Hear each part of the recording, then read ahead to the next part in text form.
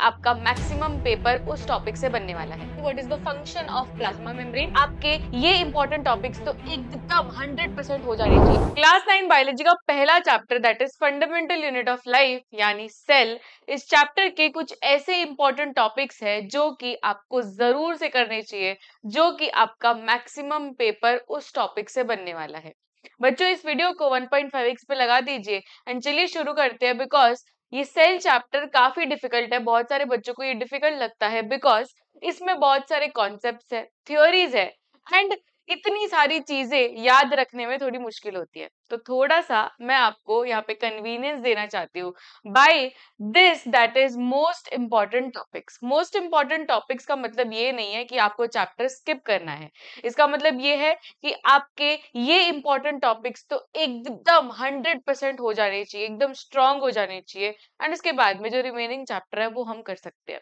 सबसे पहला जो हमारा है topic that is cell organelles. Cell organelles में आपको बेटा माइटोकॉन्ड्रिया, क्लोरोप्लास्ट एंड न्यूक्लियस सबसे ज्यादा कर लेना है बिकॉज ये तीन एसेंशियल सेल ऑर्गेनल्स माने जाते हैं। इन तीनों में डबल मेम्ब्रेन होता है, राइट, उनके पास खुद का डीएनए होता है, खुद की प्रोटीन मशीनरी होती है, तो इसके ऊपर सबसे ज्यादा सवाल आते हैं। फिर टाइप्स ऑफ सोल्यूशन में हाइपरटोनिक, हाइपोटोनिक, आइसोटोनिक, ये तीनों टाइप के सोल्यूशंस कर लेने हैं। और ऑस्मोसिस डिफ्यूजन कैसे होता है, मतलब अगर आपको दो सोल्यूशंस दिए गए हैं, solution a and solution b, तो आपको पता होना चाहिए कि सोल्यूशन ए से पास ऑन होगी चीजें या सोल्यूशन बी से पास ऑन होगी। तो ऐसे tricky questions, case based questions आप एक्सपेक्ट कर सकते हो फ्रॉम दिस पर्टिकुलर टॉपिक। फिर आते हैं लाइसोसोम्स के ऊपर। लाइसोसोम्स के ऊपर क्वेश्चंस आते हैं एंड फिक्स सवाल जो होता है that is lysosomes are called as suicide bags, why, तो ये तो आपको आना ही चाहिए, दैट इज बेसिक। फिर प्लाज्मा मेम्ब्रेन के ऊपर क्वेश्चन आएगा कि what is the function of plasma membrane, ठीक है, तो ये आपका सवाल कर लेना है आपको। नेक्स्ट प्रोकैरियोट्स वर्सेस यूकैरियोट्स, तो prokaryotic versus eukaryotic, animal cell versus plant cell, hypertonic versus hypotonic, ऐसे कुछ फिक्स रहते हैं डिस्टिंग्विश जो आपको कर ही लेने हैं।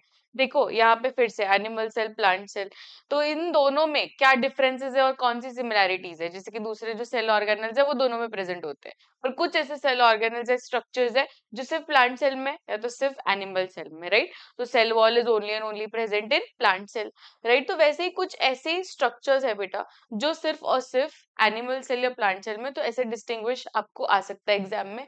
फिर गोल्गी अपैरेटस है and difference between osmosis and diffusion. तो टोटल इस चैप्टर से आपको eukaryotic, prokaryotic, unicellular, multi cellular ऐसे क्वेश्चन आ सकते हैं and last that is this diffusion osmosis. तो दोनों हायर टू लोअर जाता है कॉन्सेंट्रेशन, बट एक तरीके का जो मीडियम है वो डिफरेंट है।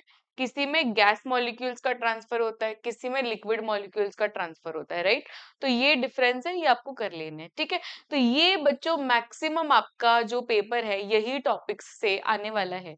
सो कुछ ना पढ़ो पर ये तो आपको करके ही जाना है, ठीक है। सो अगर आपको टिश्यू चैप्टर के भी ऐसे ही मोस्ट इंपॉर्टेंट टॉपिक्स चाहिए तो मुझे कमेंट में जरूर बताना, यस वी वांट वीडियो, तो मैं जरूर से नेक्स्ट टाइम इसके ऊपर भी वीडियो बनाऊंगी, ठीक है। सो दिस इज अ कृषि मैम साइनिंग ऑफ, मिलते हैं नेक्स्ट वीडियो में, till then keep smiling, take care, bye everyone and ये वीडियो जरूर से अपने फ्रेंड्स को शेयर करना क्योंकि शेयरिंग इज करेंग। बाय।